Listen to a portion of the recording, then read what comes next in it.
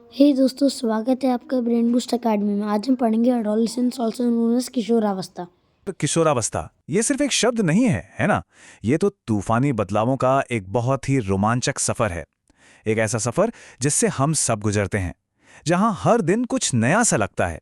तो चलिए आज इस सफर के हर मोड़ को, हर पड़ाव को थोड़ा और करीब से समझते हैं। तो आज का हमारा ये सफर 5 पड़ावों से गुजरेगा। सबसे पहले हम देखेंगे कि जिंदगी की इस बड़ी सी कहानी में किशोरावस्था आखिर आती कहाँ है। फिर हम जानेंगे कि इन बदलावों के पीछे का कारण क्या है।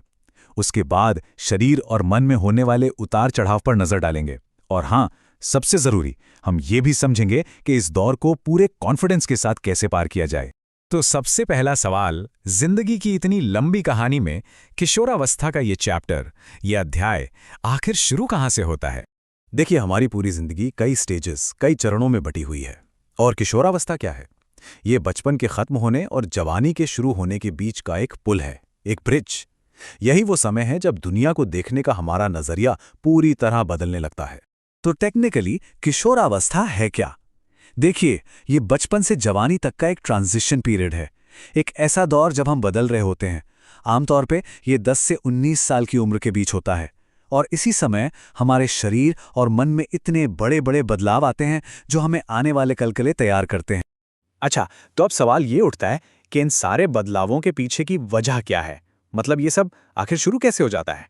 हाँ, मतलब शरीर को ये सिग्नल मिलता कैसे है कि चलो अब बदलने का टाइम आ गया है? क्या साइंस है इसके पीछे? इसका सीधा सा जवाब है हॉर्मोन्स।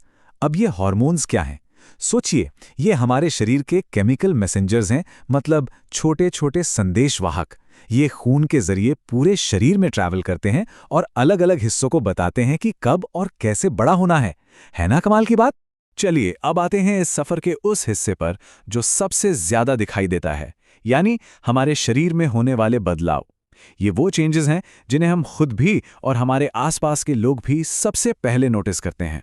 तो सबसे आम बदलावों में से एक है ग्रोथ स्पर्ट, मतलब अचानक और बहुत तेजी से हाइट का बढ़ना।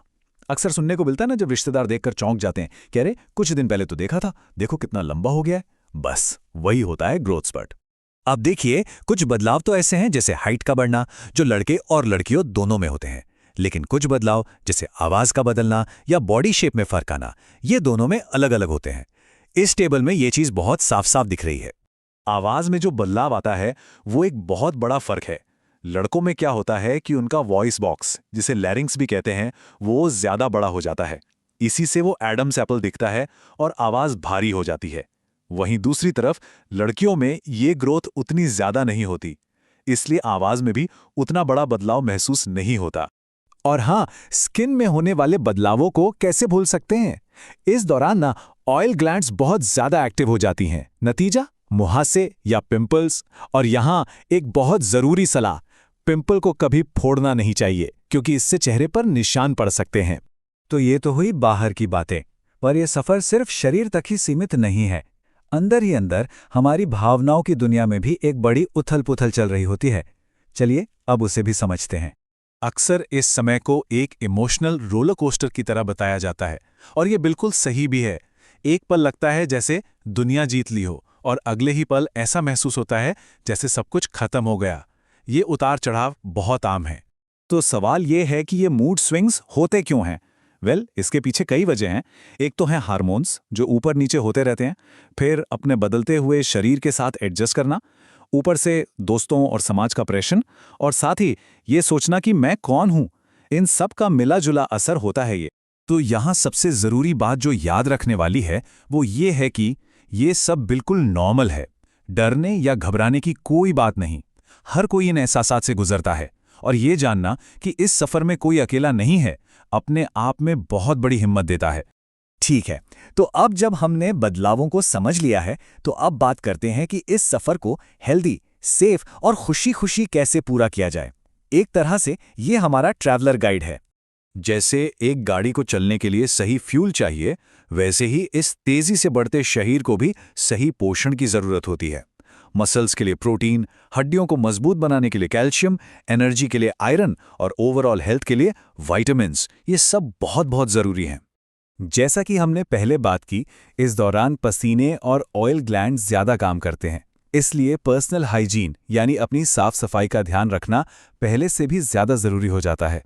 रोज नहाना, शरीर को साफ रखना, ये छोटी छोटी आदतें इन्फेक्शन से बचाती हैं। और बात सिर्फ खाने या नहाने की नहीं है। हमारी ओवरऑल वेलबीइंग मतलब हमारा पूरा स्वास्थ्य कई चीजों पर टिका होता है। जैसा कि इस चार्ट में दिख रहा है, थोड़ी फिजिकल एक्सरसाइज, अच्छा खाना, पूरी नींद, दोस्तों के साथ अच्छा टाइम और सबसे बात करने का एक अच्छा तरीका।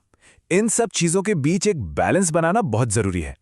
और जैसे जैसे हम बड़े होते हैं, नए नई सोशल सिचुएशंस का सामना करते हैं, तो एक स्किल, एक हुनर ऐसा हो है जो सबसे ताकतवर हथियार बन जाता है, और वो है ना कहना सीखना।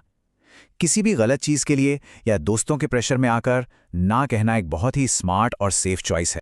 तो अंत में एक बड़ा सवाल छोड़ जाते हैं। विकास का ये जो पूरा सफर है, ये हमें भविष्य में कैसा इंसान बनाएगा? क्योंकि ये सिर्फ बदलाव का दौर नहीं है, ये तो वो समय है जब हम खुद को गढ़ते हैं, अपनी पहचान बनाते हैं। सोचने वाली बात है ना?